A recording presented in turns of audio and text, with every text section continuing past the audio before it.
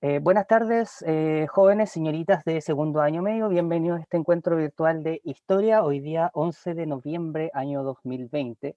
Bueno, les estaba obviamente recién solicitando a la mayoría que active sus cámaras. También aprovechando de que tenemos una muy buena asistencia, o sea, hay 34 en este momento, y van a ser 35.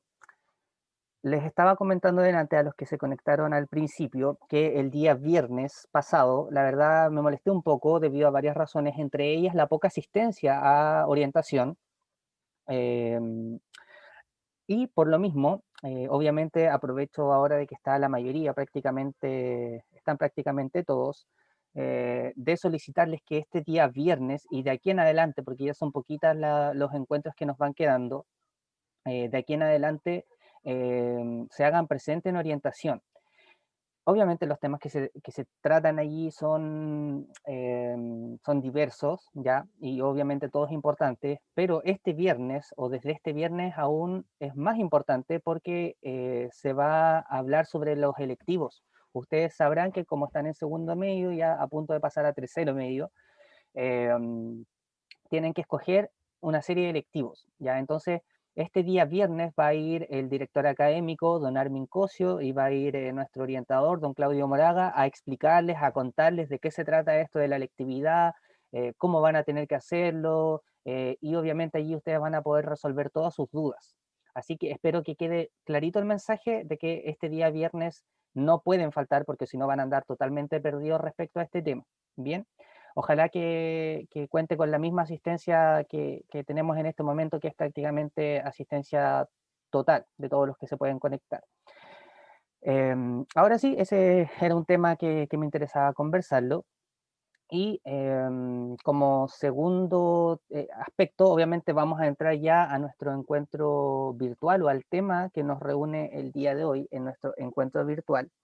Para recordar un poquito lo que estuvimos haciendo en el encuentro pasado, esencialmente fue leer un documento sobre la Constitución de 1980 y estuvimos conversando sobre la importancia de esa Constitución, lo que significó, comentamos un poquito el tema actual sobre el plebiscito que se hizo hace poco en Chile, fueron dando allí distintas opiniones. Y antes de esa actividad, habíamos hablado sobre lo que había ocurrido en Chile durante 1960 hasta 1973, principalmente. Ya hablamos sobre las obras del gobierno de Eduardo Frei Montalva, hablamos sobre las obras en el gobierno de Salvador Allende y fuimos comentando cómo se fue dando estos gobiernos, ya, y comentamos allí varias cosas. Hoy día, como ustedes pueden observar en pantalla, el tema central es el llamado periodo autoritario y retorno a la democracia. Es decir, qué es lo que ocurre después de que se derroca al gobierno de Salvador Allende, ya una vez que la junta militar toma el poder a través del llamado pronunciamiento militar o golpe de Estado. Aquí se le dan distintos nombres de acuerdo a la visión que cada uno tenga. Entonces, ese es el tema central. Acabo de hacer un resumen de lo que habíamos tratado en clases anteriores. Y estos son nuestros objetivos de aprendizaje el día de hoy. Primero, analizar factores internos y externos que provocaron este quiebre democrático en 1973, que significó, por ejemplo, el bombardeo a la moneda. Comprender los principales rasgos políticos y económicos de este periodo del 73 hasta el 90, o sea, cómo durante el periodo de junta militar, gobierno militar o dictadura militar, eh, cómo se fue dando la situación en nuestro país. Otro objetivo esencial es valorar la importancia de la defensa de los derechos humanos, particularmente en Chile. Nosotros ya hablamos sobre los derechos humanos, pero nos enfocamos sobre todo, por ejemplo, en situaciones internacionales. Nos quedamos con estos tres primeros objetivos de aprendizaje. Bien, para iniciar, para ir entrando o contextualizándonos, hay tres videos, ya como yo les comento, esto de la dictadura militar o pronunciamiento militar va a depender mucho, hay distintas visiones.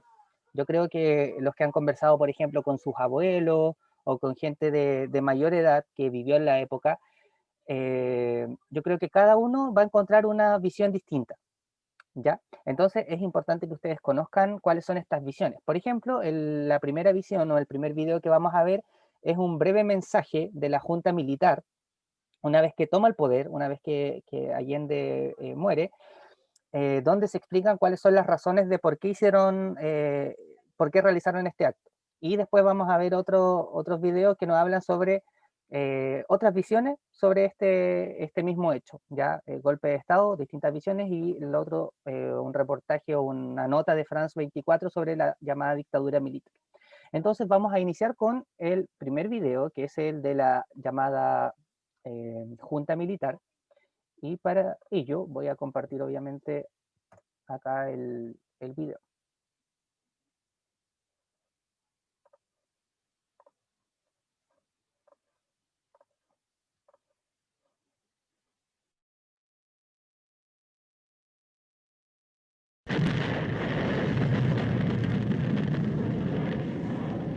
A las 9 de la noche, los jefes de la sublevación se presentan públicamente al país.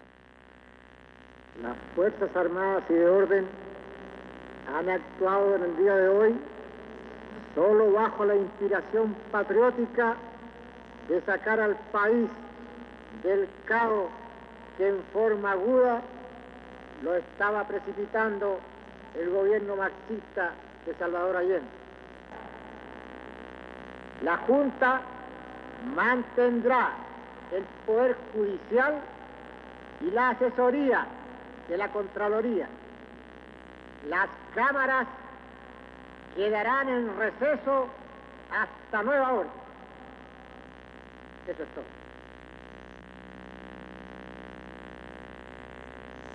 Tal vez sea triste que se haya quebrado una tradición democrática que en este continente era larga. Pero cuando el Estado pierde sus calidades, vienen aquellos que por mandato mantener su vigencia, asumir ese cargo. Hoy lo hacemos. Estamos seguros que Chile entero tiene que comprender el sacrificio que lo significa.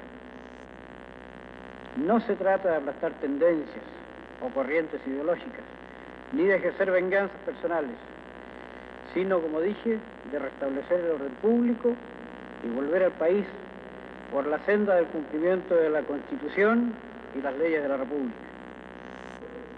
Después de 3 años de soportar el cáncer marxista que nos llevó a un descalabro económico, moral y social que no se podía seguir tolerando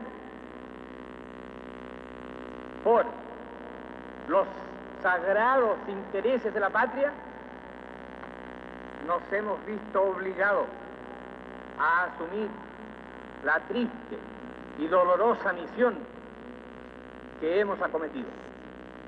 No tenemos miedo, sabemos la responsabilidad enorme que cargará sobre nuestros hombros, pero tenemos la certeza, la seguridad de que la enorme mayoría del pueblo chileno está con nosotros, está dispuesto a luchar contra el marxismo, está dispuesto a extirparlo hasta las últimas consecuencias.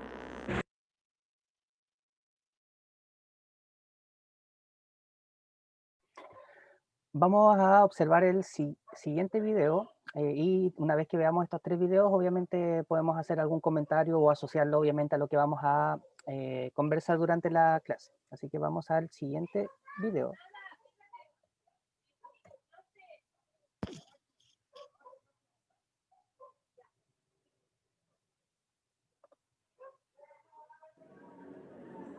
Dos actos y dos visiones del país. Una fecha que aún divide Chile. Con casi 2 horas de diferencia, pero el mismo día, gobierno y oposición recordaron con matices el golpe de Estado del 11 de septiembre del 73 que derrocó al gobierno del socialista Salvador Allende e instauró la dictadura de Augusto Pinochet.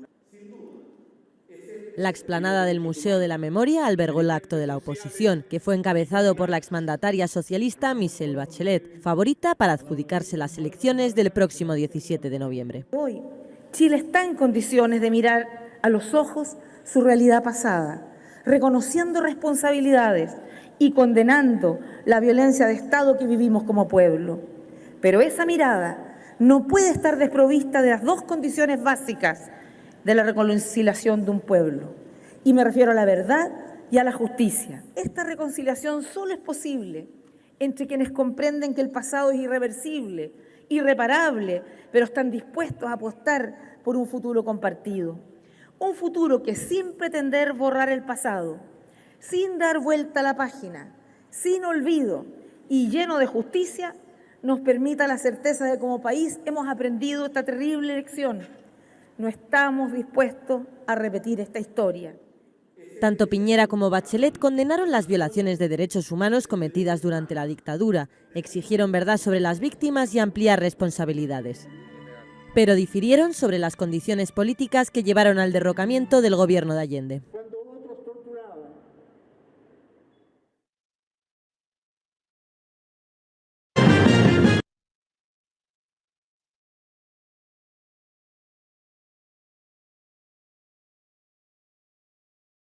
Exigir la verdad. 45 años después, miles de chilenos salieron a las calles para denunciar la impunidad que aún rodea el régimen de Pinochet. La liberación reciente de 7 exagentes de la dictadura militar está en todas las mentes.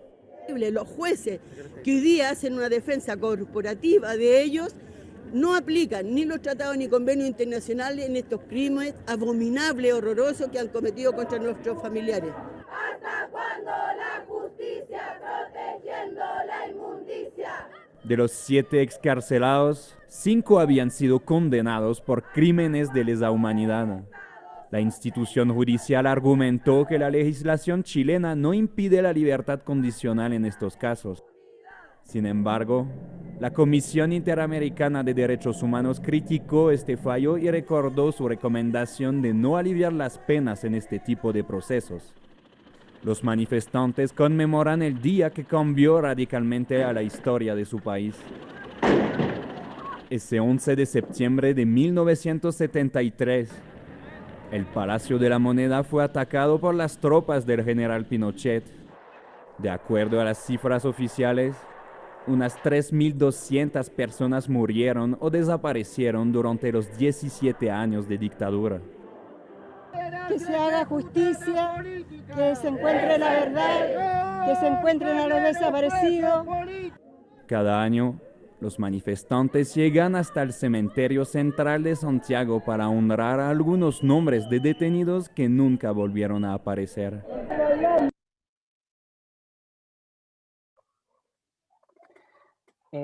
Observábamos entonces 3 videos con claramente distintas visiones y con distintos enfoques sobre este hecho. Y me parece relevante que ustedes tengan conocimiento de estas visiones distintas, ¿ya? Vamos a profundizar obviamente un poquito más en algunos de estos temas. Por ejemplo, vamos a lo que es el llamado contexto histórico. Recordar entonces que hasta 1973 era Salvador Allende quien estaba gobernando nuestro país. Como comentamos también en ese instante, él se identificaba o era parte de la Unidad Popular, se le calificaba obviamente de marxista, comunista, que era una tendencia que estaba en el mundo, particularmente en un mundo que ya estaba dividido. Recuerden que esto sucede en el contexto de la Guerra Fría. La Guerra Fría fue lo que ocurrió después del periodo de la Segunda Guerra Mundial, donde por un lado está Estados Unidos y por otro lado está la Unión Soviética. Estados Unidos apoyando un sistema liberal, capitalista, y la Unión Soviética un partido, una ideología más bien de tipo socialista o comunista. En ese contexto, entonces, es que Allende obviamente desarrolla su gobierno entre el 70 y el 73. Sabemos y lo comentamos que se dio una polarización a nivel social y política bastante importante. Comienza la violencia a partir de muchos actores.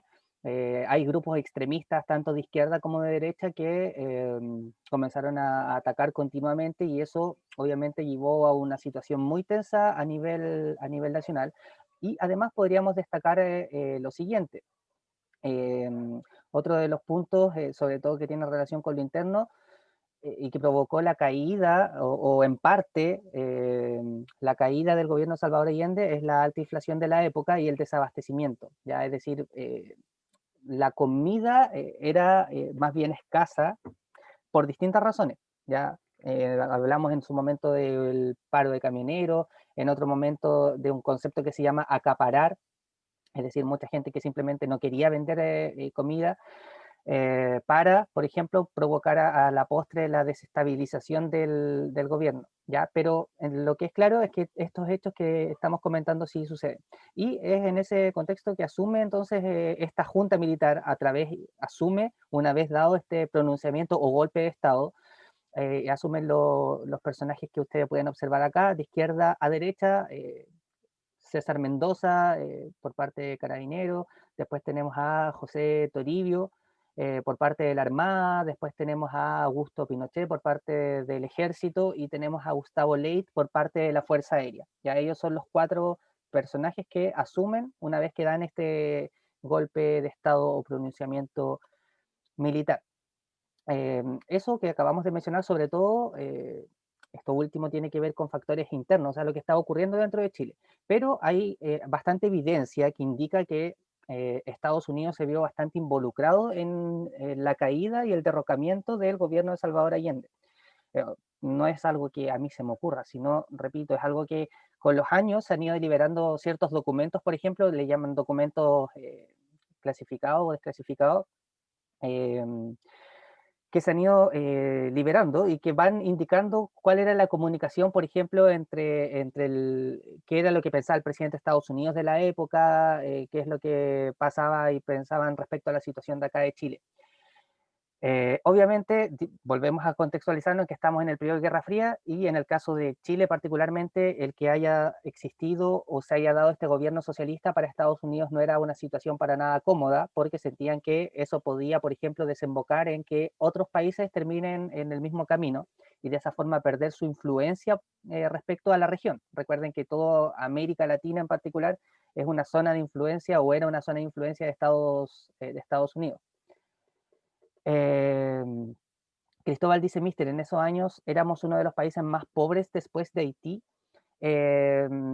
Habría que buscar el dato específico, pero yo te diría que no necesariamente. De hecho, a ver, es que hay que ir evaluando en distintos años. Ya, por ejemplo, hay un momento donde la situación económica y social en el gobierno, por ejemplo, de Salvador Allende, obviamente fue muy crítica, sobre todo en el año 72 y 73, lo cual podría entrar a clasificarse en esos aspectos, pero también, por ejemplo, durante el periodo de gobierno o dictadura militar, también hay un periodo de bastante crítico, hay una crisis que se da en 1980 y que también nos podría llevar a eso, a indicar esto, Cristóbal, ¿ya? Depende entonces en definitiva de los periodos que vayamos analizando. ¿Por qué hablamos y se habla en general de un periodo autoritario? ¿Ya? Y esto no tiene que ver tanto si alguien se siente identificado con izquierda o con derecha. Hay cosas que son bastante objetivas porque se cumplen con ciertos parámetros para decir que, por ejemplo, este periodo fue autoritario. ¿Por qué se dice eso? Entre otras cosas, perdón, vuelvo inmediatamente, entre otras cosas, porque, por ejemplo, una vez que la Junta Militar asume, esta Junta Militar que veíamos recién, decretan el cierre del Congreso. O sea, parlamentarios, diputados y senadores no tienen poder, se les quita el poder. Se suspende la Constitución de 1925. Cuando ellos asumen en el 73, obviamente la Constitución que estaba vigente era la del 25 y derechamente se suspende para poder, obviamente, hacer muchas de las cosas que debían hacer desde su punto de vista. Se prohíbe el funcionamiento de todos los partidos políticos. Por eso también se considera autoritario. Obviamente en cualquier régimen autoritario, si es que no hay un congreso, no hay partidos políticos, entendemos que es un régimen autoritario. Se restringen las libertades individuales. Por ejemplo, a partir del toque de queda. Esto del toque de queda en esta época se dio durante varios años y que significaba que había una hora determinada. Bueno, ustedes ya han vivido en toque de queda, pero por razones y un contexto distinto. Hasta una hora puedes andar en la calle y después simplemente no puedes hacerlo o necesitas una justificación válida para hacerlo. y se entiende que también en este periodo se dan una serie de violaciones a los derechos humanos, y ese es otro acto que también es bastante, no se puede negar, ya, porque hay muchas evidencias, muchas pruebas que indican que ocurrieron violaciones a los derechos humanos en este periodo. Si van teniendo alguna duda o consulta, ojalá me lo vayan preguntando, pueden activar su micrófono o pueden escribir en el chat, ¿ya? Bueno, respecto al tema de las violaciones de derechos humanos en Chile, que es uno de los puntos más importantes, y sobre todo a mí me interesa que ustedes valoricen el respeto a los derechos humanos, o cómo podríamos traducir esto de las violaciones a los derechos humanos en este periodo. Significó la represión, persecución o ejecución de personas que se identificaban a sectores políticos cercanos a la izquierda. Quien se identificaba como parte del Partido Socialista o comunista, ya, todo quien se entienda que pertenecía a agrupaciones de izquierda, obviamente sufría este tipo de consecuencias. ¿Quiénes fueron los principales encargados de la época? Porque obviamente no eran las mismas personas de la Junta los que hacían el trabajo personalmente, sino que ellos tenían organismos que se encargaban de investigar estas situaciones. ¿Cuáles eran estos organismos que estaban a cargo del Estado para investigar, por ejemplo, si había alguien que pertenecía a un partido de izquierda? Era principalmente la DINA y la CNI. Yo creo que alguna vez puede ser que ustedes hayan escuchado eso de la DINA y la CNI. La DINA significa Dirección de Inteligencia Nacional, y la CNI, Consejo Nacional de Inteligencia, y ellos se encargaban de investigar a personas que eran adherentes a partidos o que se asociaban a sectores de izquierda, para posteriormente, en muchos de los casos, detenerlos y en otras situaciones derechamente ejecutarlos.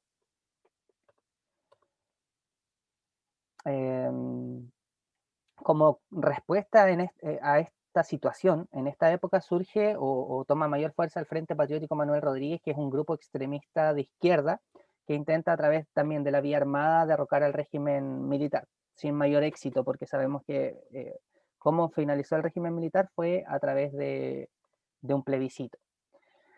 Antes de continuar, hablábamos delante de la intervención de Estados Unidos en el golpe de Estado en Chile o pronunciamiento militar en Chile, y también hablábamos de la importancia de reconocer la existencia de los detenidos desaparecidos.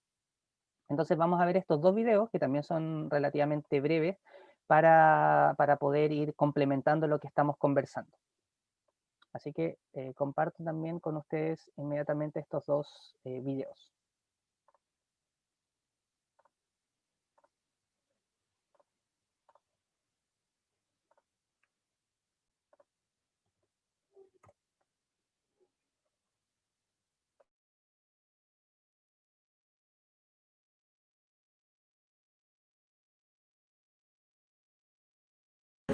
Secretos de Estado es el nombre de una exposición en Santiago de Chile que nos sumerge en el vientre oscuro de la dictadura de Augusto Pinochet y pone de relieve la implicación de Estados Unidos en el golpe de Estado de 1973.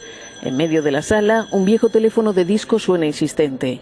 Quien levanta el auricular oye la recreación de una conversación entre dos hombres. No se nota nuestra participación esta vez, dice uno. Nosotros no lo hicimos, es decir, los ayudamos, abunda el otro. Los hombres son el entonces presidente de Estados Unidos, Richard Nixon, y su asesor de seguridad nacional, Henry Kissinger, 5 días después del golpe que derrocó a Salvador Allende. Estos documentos hablan de todo lo que fue la operación de la CIA en su momento, el año 1970, con conocimiento de Nixon y de Henry Kissinger. Uno no puede entender cómo un país como Estados Unidos participó tan abiertamente de un golpe militar como el que se dio en Chile. Informes presidenciales, cables, memorandos, todavía con borrones para ocultar información, ahondan en esa implicación. Otros muchos documentos completan el puzzle de aquella época, de la brutal represión patrocinada por el Estado durante los 17 años de dictadura de Augusto Pinochet.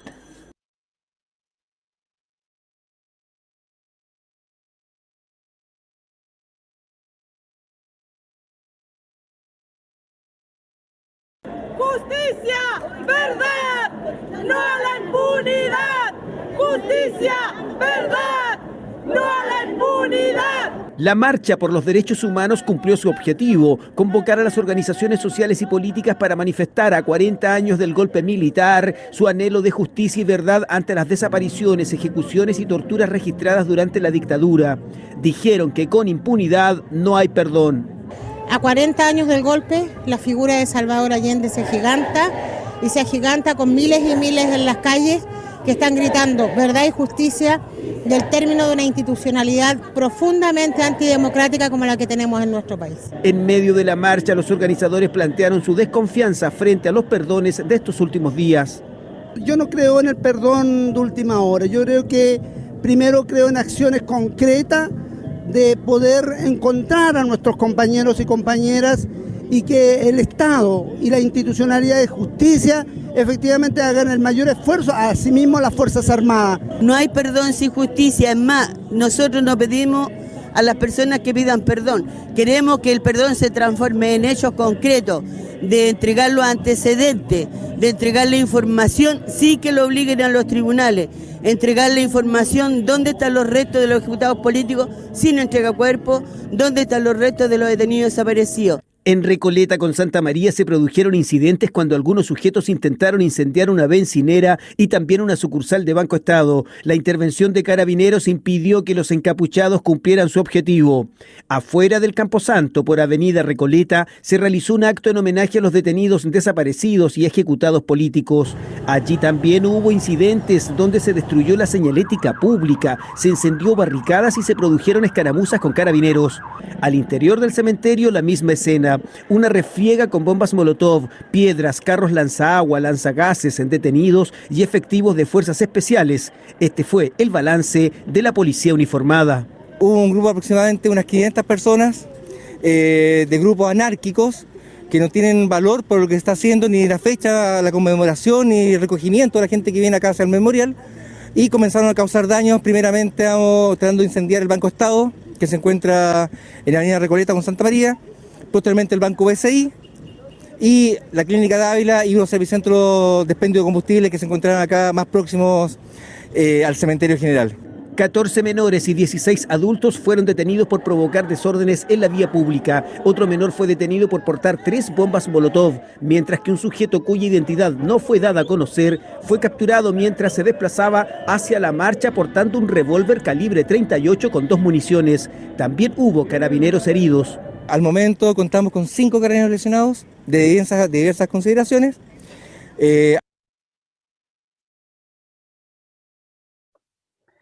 Escuchábamos entonces en estos 2 videos, obviamente lo que estábamos comentando hace un instante, primero respecto a la intervención de Estados Unidos, y segundo, y la existencia de estos documentos que comentábamos, y segundo, veíamos ahí un video que mostraba obviamente una marcha en conmemoración a los detenidos desaparecidos, y también obviamente vimos lo que se dio en esta marcha, pero el fondo es otro. De hecho, les comento, la verdad yo quería, o más que quería, iba a mostrar o tenía pensado mostrar otro video que hace alusión directa a este tema de los detenidos desaparecidos, pero me parece que los invito más bien a tal vez conocer, por ejemplo, a buscar información a partir de sí mismos para que puedan comprender de mejor forma esta situación. De hecho, hay una serie que antes daban en TVN, que enfocaba en parte, por ejemplo, a la acción de la Vicaría de la Solidaridad y que mostraba y que investigaba esta situación de distintos detenidos desaparecidos que existían en nuestro país. ¿Ya? Ok, Erwin me manda un mensaje, no hay problema. Bien, eso entonces con respecto a este primer tema. Vamos viendo también, y dijimos que íbamos a observar cómo se fue dando también la situación a nivel país una vez que ya asume la Junta Militar. Bueno, sabemos que el tema de los derechos humanos es un tema que evidentemente se dio. Y también hay otros aspectos que tienen mucha importancia. Por ejemplo, en este periodo, estamos hablando en el periodo desde el 73 hasta el 90, se instaura lo que yo creo que ustedes han escuchado el llamado modelo económico neoliberal. Ustedes habrán escuchado que nosotros nos regimos o nuestro principal modelo económico se asocia a este neoliberalismo. Este modelo fue instaurado y se comienza a aplicar durante este periodo. ¿Quiénes son los encargados como de pensar en este modelo? Bueno, por un lado es el caballero que aparece mencionado acá, que es Milton Friedman, él es de Estados Unidos.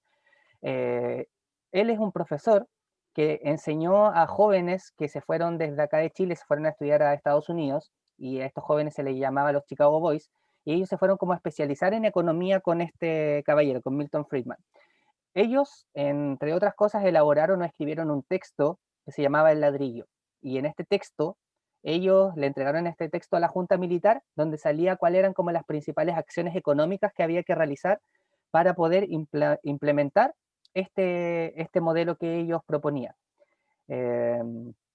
Eso entonces en términos económicos.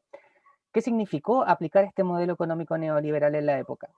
Significó que muchas de las empresas, por ejemplo, que antes eran públicas, ahora comenzaron a ser privadas, se privatizaron. Muchas de las empresas, o sea, empresas de servicios como por ejemplo el agua, la electricidad,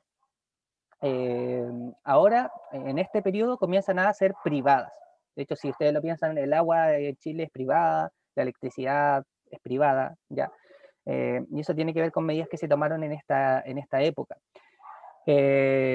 Por ejemplo, se pone fin a la gratuidad en el tema educacional. Ustedes sabrán y entenderán que para poder estudiar, la mayoría va a tener que endeudarse o pagar dinero, en definitiva, para estudiar una carrera. Y eso también es una de las acciones que se aplican durante este periodo de gobierno o dictadura militar. Se crean también las famosas ISAPRES. ¿Saben lo que es un ISAPRE, me imagino? ¿O alguien no lo sabe? Si no lo saben, coméntenlo. ¿O a qué, pregunto de otra forma, a qué se asocian las ISAPRES? ¿A qué tipo de servicio?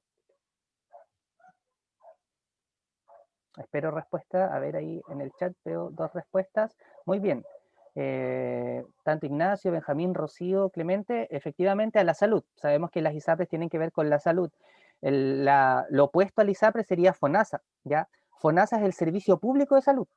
Las ISAPRES es el servicio privado de salud, ¿ya? Por eso hablamos de que aquí muchas cosas se comienzan a privatizar. Las ISAPRES se instalan entonces también en este periodo. Las AFP, me imagino que también han escuchado hablar sobre las AFP y lo que esto significa. Ahora les pregunto, las AFP, ¿a qué servicio lo asociamos? ¿Con qué tienen que ver las AFP? A ver si hay respuestas, ahí veo en el chat. Perfecto, bien. Rocío, Cristóbal, Clemente, Tomás, efectivamente tiene que ver con las pensiones, ¿ya? Sabemos que la AFP significa Asociación de Fondos de Pensiones. Este último tiempo todo lo hemos escuchado, más aún a partir, por ejemplo, del retiro del 10%. Pero las AFP es en definitiva un sistema privado. O sea, las pensiones en nuestro país están a cargo de privados. Ya las AFP reciben el dinero, por ejemplo, de los trabajadores de forma mensual, y ese dinero ellos lo invierten y buscan que ese dinero crezca. Pero se llama este sistema de capitalización individual, es decir, cada trabajador va aportando por sí mismo, ¿ya? No le aporta ni el Estado, no aporta el empleador, solamente el trabajador. Ese es uno de las tantas obras entonces que se realizan en este periodo. ¿Bien? Hasta acá, chicos, ¿alguna duda, consulta, pregunta respecto a algo que hayamos mencionado desde el inicio hasta esta parte? Si alguien tiene alguna duda. A ver, Benja dice no, mister. Ignacio también dice que no. Va quedando entonces, ojalá todo claro dentro de lo posible. Continuamos entonces con alguna de las obras, ya estamos casi en la parte final, por si acaso. Otra de las acciones que toma el gobierno o dictadura militar, repito, lo digo de esas 2 formas porque depende de la visión de cada uno, otra de las acciones que toman fue la de crear una nueva constitución. La constitución que cuando ellos llegaron era la constitución de 1925. Bueno, acá se crea la Constitución de 1980, en ese año se crea esta nueva Constitución. Lógicamente, ¿con qué fin? Con el fin, por ejemplo, de que en esa Constitución, de una u otra forma, se pueda legitimar varias de las cosas que ellos habían realizado. Sin estar necesariamente de acuerdo, pero por ejemplo el argumento que dan muchas de las personas que indican que quieren cambiar o que indicaron que querían cambiar la Constitución en este momento, en la actualidad, es porque señalan que en la Constitución de 1980 se dejaron, entre comillas, amarradas muchas cosas que no se pueden cambiar. Entonces, ese es uno de los argumentos que utiliza la gente que indica que está de acuerdo con, o que estuvo de acuerdo con el cambiar la Constitución, ¿ya? En la Constitución del 80, por ejemplo, a diferencia de lo que debería ser esta nueva Constitución que se va a redactar, esta Constitución de 1980 fue redactada por un grupo de personas que fue designado por la Junta Militar, ¿ya? Y después, en todo caso, una vez que ellos elaboraron esta Constitución, también se llevó a plebiscito para ver si se aprobaba o no se aprobaba la Constitución. En todo caso, allí hay bastantes dudas con respecto a ese hecho, porque no es lo mismo, ustedes también entenderán que no es lo mismo ir a votar en un plebiscito durante la existencia de un régimen autoritario. Hay muchas irregularidades y eso también es bastante conocido en la actualidad. Se dieron muchas irregularidades en este plebiscito, por lo mismo, si bien fue válido o se validó, pero se ha sabido que hubo muchas cosas que no concordaban, ¿ya? Por ejemplo, no había registro de votantes. La falta de libertad de expresión en la época tampoco permitía que la gente vaya a votar, por ejemplo, con tranquilidad. Son algunas de las cosas que podríamos mencionar. A ver, acá aparecen, bueno, tenía pensado que veamos dos videos, pero espérenme, déjenme ver qué es lo que tenemos acá. Sí, esto es lo último porque después les voy a explicar cuál es la actividad final que vamos a realizar. Así que vamos a ver estos dos videos. Ya, el primer video es de la Constitución de 1980 y el segundo video dice plebiscito de 1988. Delante lo adelantábamos. Por ejemplo, el régimen militar finalizó a partir de la decisión de las personas en un plebiscito que indicaron que no quería que Augusto Pinochet continúe al mando del país, ¿ya? Y eso se dio en el llamado plebiscito de 1988. Una de las frases más conocidas que se dio en ese momento fue Chile, la alegría ya viene. Puede ser que alguna vez en alguna película o hayan escuchado esa frase, o hayan escuchado esa canción, ese clip. Entonces vamos a ver estos dos videos ya para finalizar con el tema. De hecho, esto va a ser lo último que vamos a ver en definitiva como contenido durante el año. Y después vamos a pasar a explicar la actividad final a realizar en el curso. Así que vamos con el primer video, que nos cuenta un poquito la historia de la Constitución de 1980 y viene a confirmar lo que yo les estaba contando recién.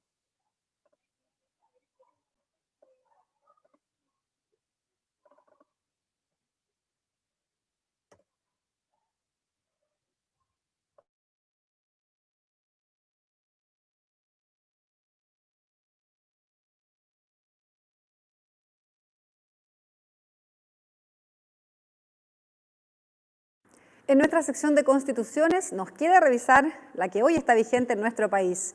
Esta fue aprobada en un plebiscito el 11 de septiembre de 1980. Pese a que ha tenido más de 15 reformas, en ella se conserva la tradición presidencialista.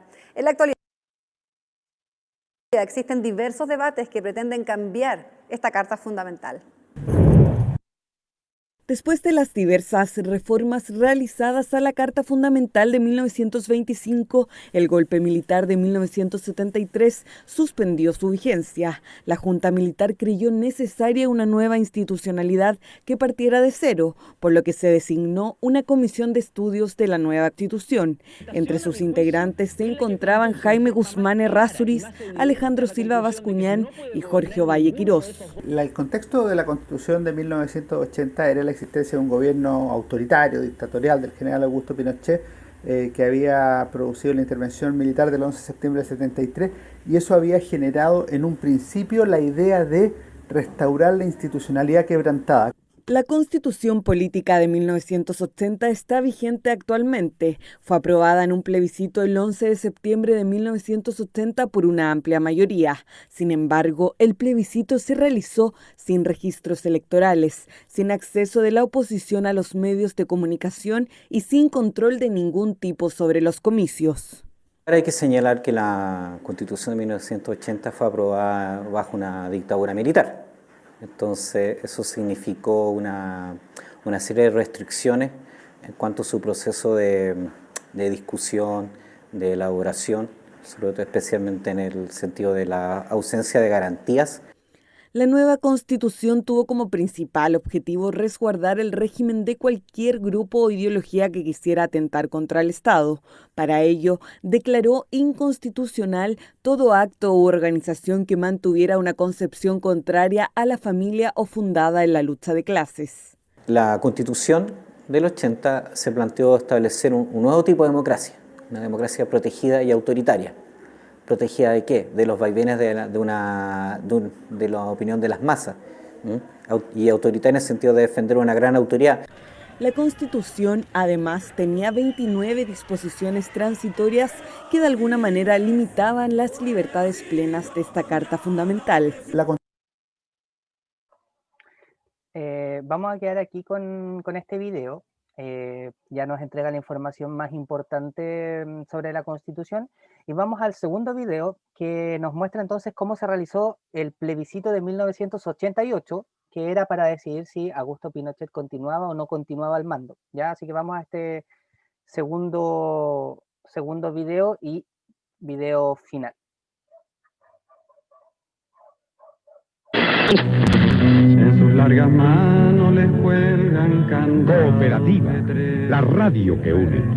El diario de Cooperativa inicia una edición extraordinaria, ininterrumpida. Las 6 de la mañana, 3 minutos en Chile. Principales informaciones.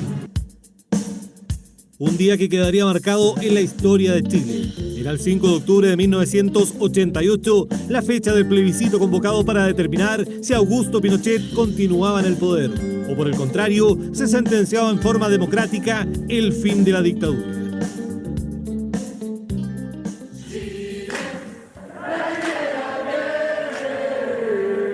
Chile, la alegría ya viene. Contacto ahora con las unidades móviles de la región metropolitana. Manola Robles, desde el centro de Santiago, le escuchamos. Aquí en el Instituto Nacional, en algunas mesas solo quedan 16 personas sin sufragar.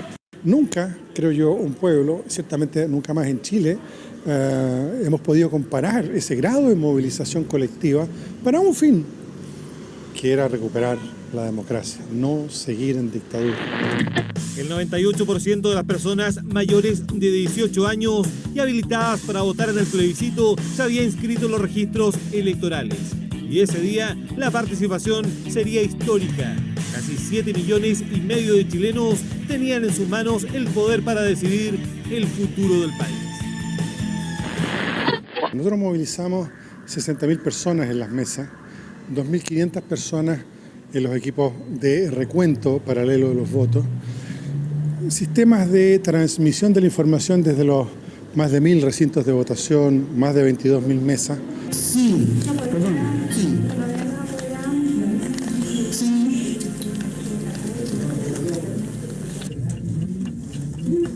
Voto no.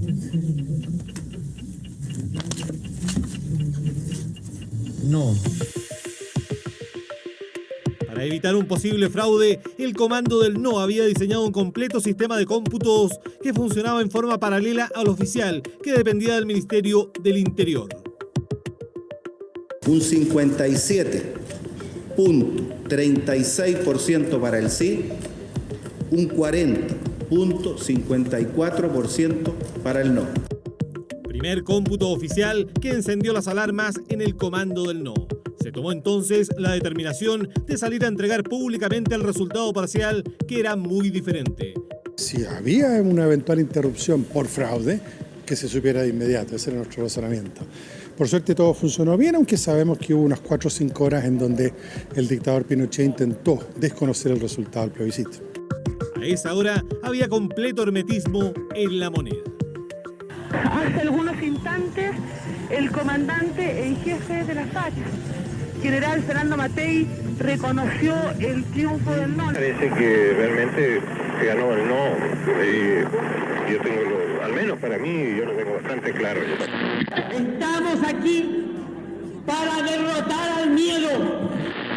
Pero 15 minutos en 15 años no es mucho. Y vamos a esa alegría que viene. Chile, la alegría ya viene. Porque diga lo que diga, yo soy libre de pensar. Porque siento que es la hora. Precisamente para vencer el miedo, la franja televisiva jugaría un rol fundamental. Hicimos una campaña que yo diría que lo más importante de todo destacar es este espíritu colectivo, este espíritu positivo. Lo que tratamos ahí fue de alguna manera comunicar optimismo, de alguna manera borrar los miedos que evidentemente habían y de ser muy transversales. Porque nace el arco iris después de la tempestad. Llegar a la forma y al contenido del mensaje que finalmente se entregó la franja del no fue tarea fácil. El equipo creativo tuvo que trabajar y mucho para convencer a los políticos. Fue como un destape, o sea, fue como para la gente ver que era posible enfrentarse al dictador y reírse de él incluso. Y reencontrarse y mirar el futuro con esperanza. Fue como una suerte de que había una olla a presión, digamos, y de pronto se ve una vía de escape, y la vía de escape era votar que no. La historia oficial dirá que el no se impuso con el 55,99% de los votos contra el 44,01% del sí. Reconozco y acepto el veredicto mayoritario expresado en el día de ayer por la ciudadanía. El deseo del pueblo chileno de recuperar su dignidad republicana, la libertad, terminar con el hambre, terminar con la represión, terminar con la falta de libertad. Yo creo que fue una especie de desafío, una encrucijada en que se encontró la sociedad chilena y dijo no más, basta, vamos a encontrar fuerzas donde no las hay, y vamos a encontrar fortaleza donde hay flaqueza y vamos a desafiar el miedo. Si todo el tema era ese, el miedo. Al año siguiente, en julio, se convocaría un nuevo plebiscito para reformar la Constitución. Y en diciembre, Patricio Aylwin resultaría electo como presidente de la República. Era el fin de la dictadura y el comienzo de la transición hacia la democracia.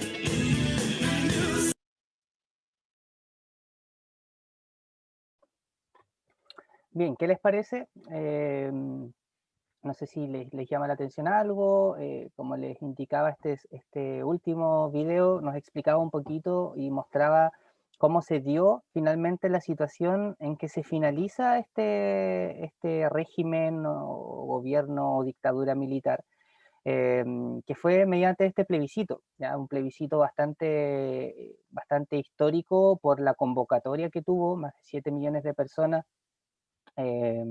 O sea, participación pocas veces vista. De hecho, no había sido vista una participación de ese tipo en Chile en ese momento, y que significaron entonces que finalmente el gobierno o dictadura militar no continuó al mando, y después se realizaron elecciones presidenciales donde Patricio Aylwin es quien asume el poder en Chile, elegido democráticamente.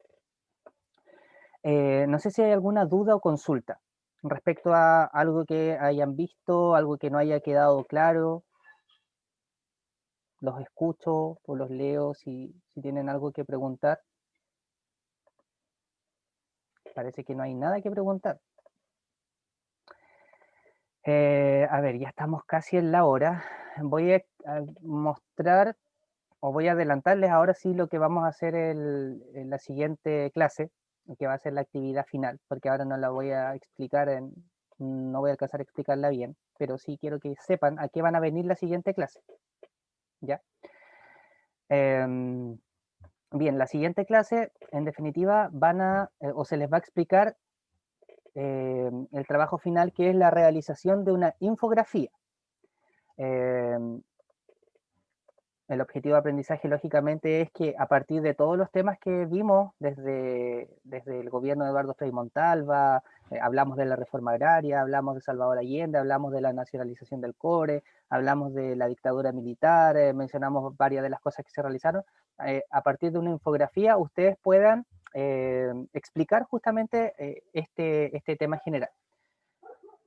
A ver, Cristóbal, entre paréntesis, hace una pregunta que es bastante interesante y bastante buena de que ustedes conozcan. Dice, Mister, aunque se haya vuelto la democracia en ese tiempo, ¿aún seguía la influencia de la dictadura? Yo diría que sí, claramente, porque el mundo militar obviamente había tenido el poder de Chile o el control de Chile durante 17 años, y una vez que se hace este cambio, esta transición, aún seguía teniendo un poder bastante claro y bastante importante. ¿Cuál podría ser, por ejemplo, un hecho que nos demuestre de que el mundo militar no estaba contento o necesariamente contento con esta situación que había ocurrido? Ustedes me imagino que han visto la parada militar, ¿cierto?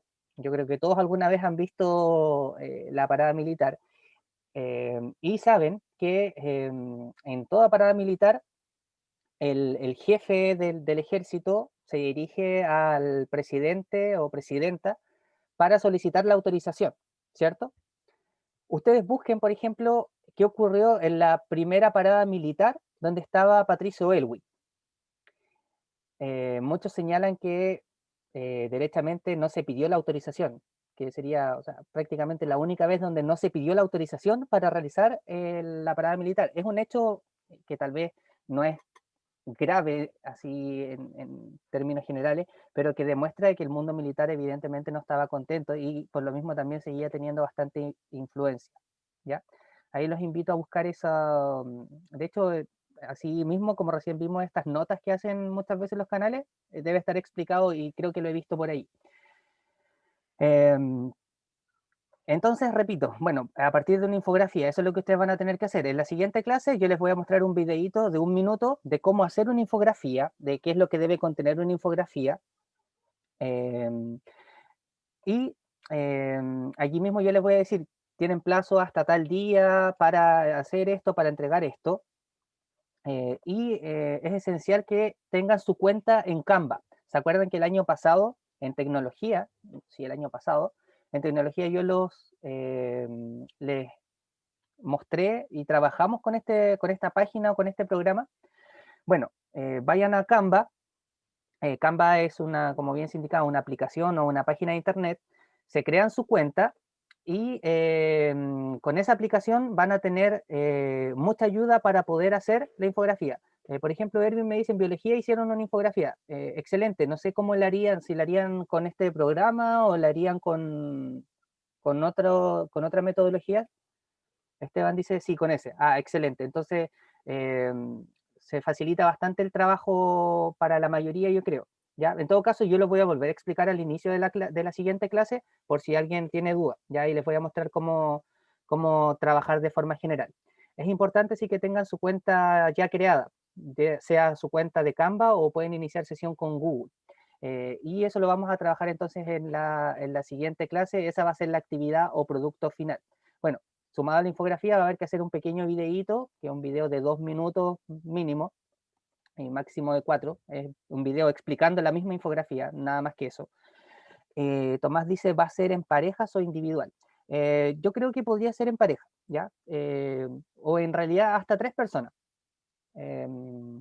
Pero sí, 3 personas, puede ser individual, de 2 o de 3, máximo. No sé si hay alguna otra duda o consulta. Felipe dice de 4, mejor. No, es que 4 ya es mucho para una infografía. Ya, de hecho, 3 ya es por ser generoso, pero 4 ya sería demasiado. ¿Alguna duda o consulta, chiquillos, respecto a lo que hemos hablado el día de hoy? Fueron hartas cosas, espero que haya quedado claro. Tampoco son temas tan difíciles de comprender, ¿ya? Nadie dice nada, no hay dudas, no hay preguntas entonces. Bien, para cerrar, y escúchenme con mucha atención, Bueno, ya dije que es importante que este viernes asistan a orientación, ¿ya? Porque se va a hablar de los electivos, va a ir el director académico y el orientador, así que por favor todos vayan a orientación este viernes. Y segundo aspecto, vengan y asistan sí o sí al siguiente encuentro virtual, porque les podría dar una noticia que yo creo que podría beneficiar a varios, que tiene relación con esta misma actividad, pero es importante que todos se conecten y obviamente allí les voy a comentar una opción que se me ha ocurrido, que podría ayudar y beneficiar a muchos para quitarles un poquito de estrés. Pero no voy a comentar nada ahora, me interesa que estén todos acá en el siguiente encuentro virtual. ¿Ya? Así que ojalá que quede claro. Paloma dice que me quiere preguntar algo, pero de otro tema. Sí, Paloma, no sé si lo quieres preguntar activando tu micrófono por el chat, no hay problema. Por mientras, entonces, damos por finalizado este encuentro virtual. Que estén muy bien, chicos, que tengan una buena tarde y nos vemos el día viernes. Cuídense.